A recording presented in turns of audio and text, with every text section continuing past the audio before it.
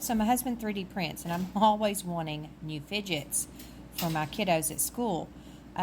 This one is super cool. It's his newest one. So, but watch the gears. I mean, I would probably sit and do this instead of spinning it quickly. That's really cool.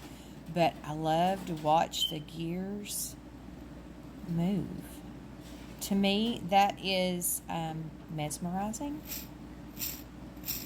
But this is his newest one. And then my other favorite, of course, I've already shown this one, but I want to show it again, is this one. Is that not the coolest? So it comes out that way. Or you can turn it, and it can go through like that.